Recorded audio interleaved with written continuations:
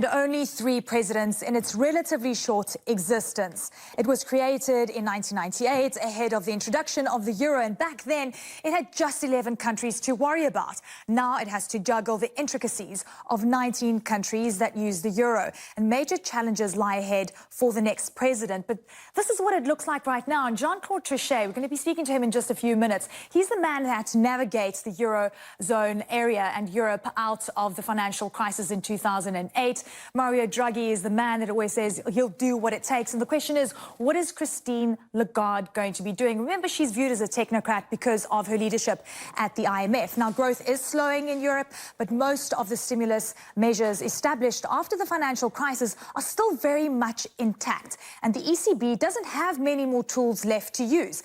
Political pressure exists on all sides. Donald Trump has publicly berated the bank and is threatening the EU with a trade war. And, of course, there is the uncertainty of Brexit. In addition, Eurosceptics across the continent are making life tough for believers in the European project. Jean-Claude Trichet was president of the ECB from 2003 to 2011, and he now joins us tonight from Paris. Mr. Trichet, very good to have you on the show. Thank you so much for joining us. Is Madame Lagarde the right person to take on the ECB?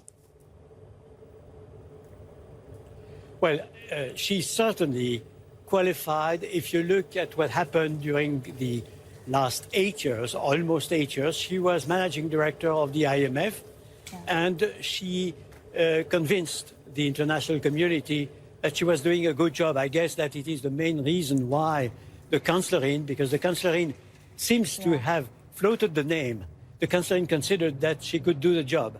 That is something which, of course, was considered decisive, taking into account, as you said, that she was not a central banker, and that she will have to embark on this new job, which is extremely demanding. But again, and this is the interesting thing. Her performance in the past seems to be good.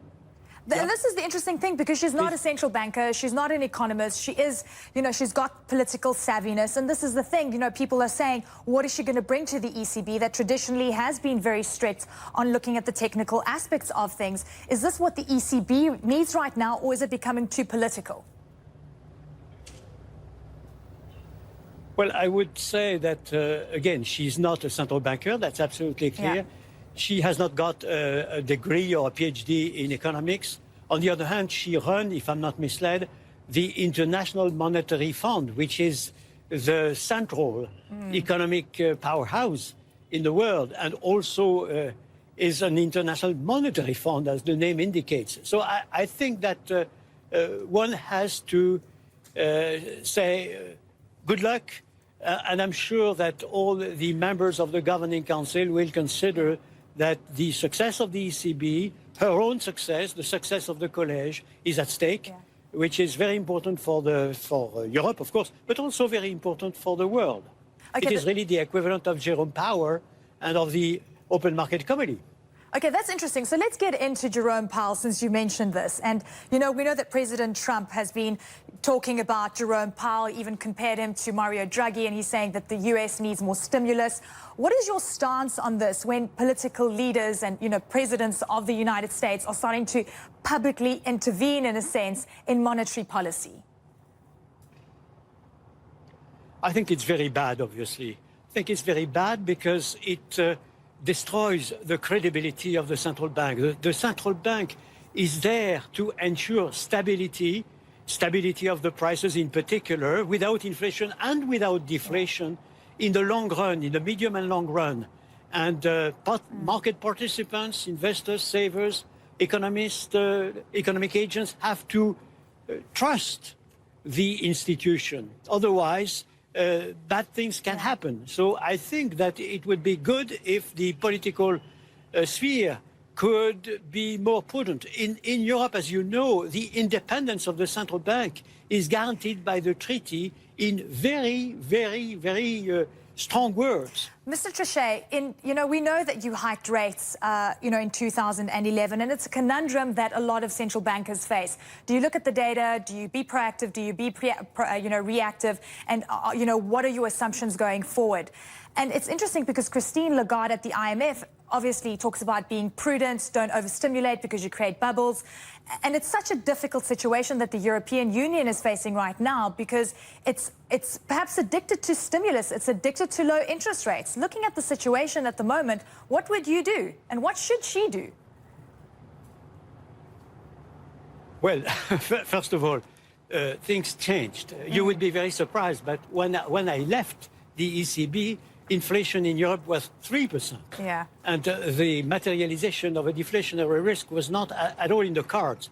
My main problem was to fight against the horrible crisis we had to cope with and to embark in very bold, non-conventional measures, including massive purchases of treasuries of the countries that were in difficulty. That was very bold, that was very criticized, but it was really the demand and the threats of the time. Now things are totally different. Clearly in Japan, in Europe, in the United States of America also, we have a level of inflation which is not normal, much too low. And that drives, of course, the central banks to be very accommodating in order to avoid the materialization of the deflationary risk. Yeah. That is something which is not normal. It's very abnormal. And it seems to me that it's both an economic and monetary problem on the one hand, and also a political problem on the other hand. Yeah. Because it's clear that the bargaining power of labor, union, organized labor, unorganized labor is very weak now. And that's the reason why wages and salaries are not augmenting as they used to do in the past. Okay, so now... Together with a number of other factors... Absolutely. Mr. Trichet, because I want to get in as much as possible, I have to ask you this.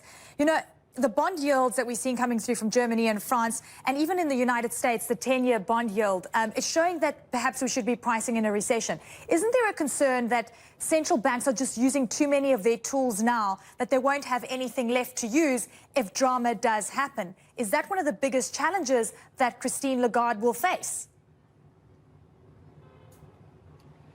Yes, it is. Again, it's an issue that all central bankers have to face, and Christine Lagarde will have to face that. You're absolutely right. We have two threats.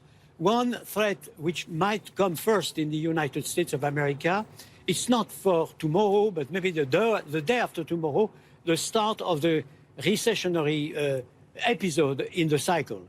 And of course, that calls for a very active I would say, decisions by the central bank and by the governments also. That's one. And then you might also have unexpected crises, I would say not as grave as what we had in 2007, 2008, but nevertheless a big crisis. In all cases, you have to be very, very active, of course, to react by unconventional or conventional tools. You're right when you say that the tools are very limited now, very limited in Japan, very limited in Europe, very limited also in the United States of America, to the extent that five points are considered the appropriate room for maneuver to decrease rates when you are fighting against a recession. And we are far from that, and maybe we will be even with a much meager room for maneuvering. So we are in a difficult situation, obviously, and that's the reason why I'm making the point that we have a connection between the problems of the central banks, the problem of very low inflation, and by way of consequence, very low interest rates, and also the frustration of a large part of the population with things that they are not treated as they should. Absolutely. And that's so-called populism in all the advanced economy. Absolutely. So, yeah, and there is a connection there. So the problem that we have to face up with in the central banking is also partially of a political nature. That's the reason why I used to say myself, the central banks are not the only game in town. We need the other partners, parliament, executive branches and so forth, and the private sector to step in. It's very important. So what would you then do if you were Christine Lagarde and getting in and so much expectation that you would usher in a new era of something new and think differently? What would be your first move? And it's, you know, it's interesting, you're now watching from afar. I'm sure you're glad you're not in this drama, but what would you do? No, frankly speaking, we do not need to rock the boat.